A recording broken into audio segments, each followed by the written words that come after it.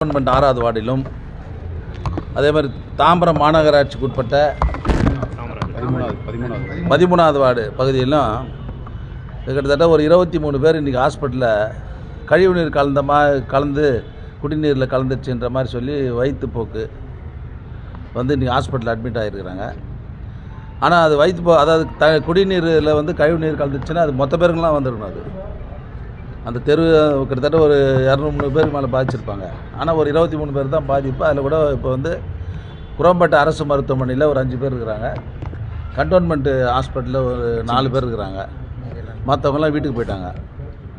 ஒருத்தர் நேற்று மாங்காடுலேருந்து ஒருத்தர் வந்திருக்கிறார் இங்கே பல்லாவரத்துக்கு.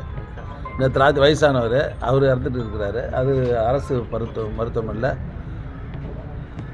அது குரம்பேட்டை அரசு மருத்துவமனையில் போஸ்ட்மார்ட்டத்துக்காக இருக்குது. இப்போ நாங்கள் ஆய்வு பண்ணதில் பார்த்தீங்கன்னு சொன்னால் அது குடிநீரில் கலந்த மாதிரி தெரியல, ஃபுட்டில் தான் அதை கலந்த மாதிரி தெரியுது.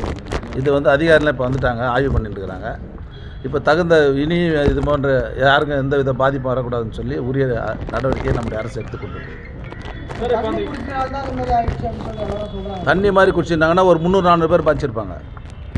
எல்லோரும் தண்ணி இல்லாமல் இருக்க முடியுமா? தண்ணி குடிக்காமல் இருக்க முடியுமா?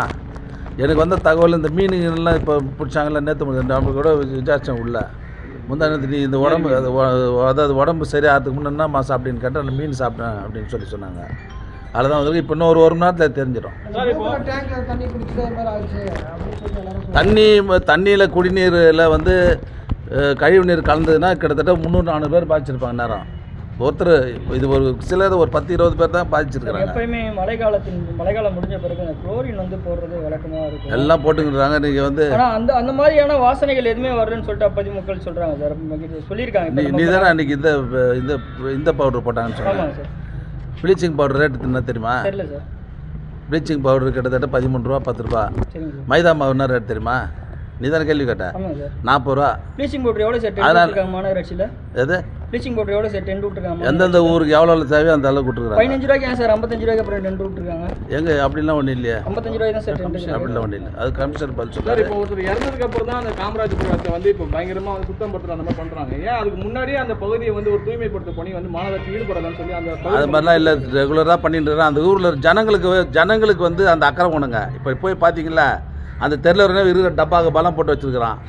நீங்கள் போய் பார்த்த இடத்துலயே கழிவுநீர் ஓடையெல்லாம் வந்து தூர் வராமல் அப்படியே இருக்கிறதே நீங்களே சொல்லியிருக்கீங்க. இப்போ மக்கள் மேலே குற்றம் சாட்டுறீங்க. அப்போ மாநகராட்சி மக்கள் மேலே நாங்கள் என்ன குற்றம் சாட்டுறோம்? அப்படியே வச்சிருக்காங்க. நீங்கள் தான் சார் சொல்கிறீங்க. இப்போ மக்கள் மேலே தப்பு இருக்குது இல்லை? ஆமாங்க சார். இப்போ மாநகராட்சி மேலேயும் அந்த கழிவுநீர் ஓடைகள்லாம் தூர் வராமல் இருக்குல்ல சார், அதுக்கு என்ன சார் பதில்? நல்ல தூர் வாரி தான் இருக்கிறோம். குடிநீரில் கழிவுநீர் கலந்திருந்தால் 300 பேருக்கு மேல் பாதிக்கப்பட்டிருப்பார்கள். 20 பேர் மட்டும்தான் பாதிக்கப்பட்டுள்ளனர். மக்கள் மீதுதான் தவறு